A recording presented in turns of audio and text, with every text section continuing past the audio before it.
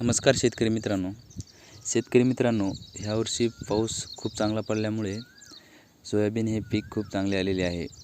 पण सोयाबीनची खूप वाढ झालेली आहे.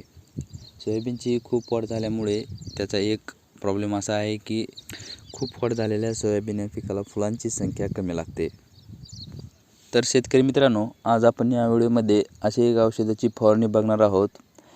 ते औषध फवारल्यामुळे तुमच्या सोयाबीनची वाढ थांबेल आणि फुलांची संख्या वाढेल.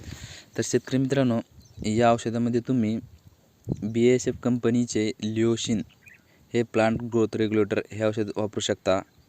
किंवा जर तुमच्या भागात लिओशिन हे प्लांट ग्रोथ रेग्युलेटर भेटत नसेल तर तुम्ही गरडा केमिकल या कंपनीचे चमत्कार हे औषध वापरू शकता.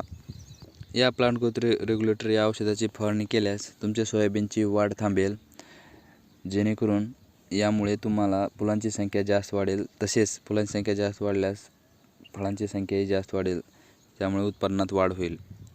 तर शेतकरी मित्रांनो, जर तुमची सोयाबीनची विनाकारण वाढ होत असेल तर तुम्ही या औषधाचा वापर करू शकता. फवारणीमध्ये हे औषध तुम्ही कोणत्याही कीटकनाशकसोबत तसेच बुरशीनाशकसोबत वापरू शकता. तर शेतकरी मित्रांनो, या औषधाचे फवारणीमध्ये प्रमाण किती वापरावे ते आता आपण पाहूया.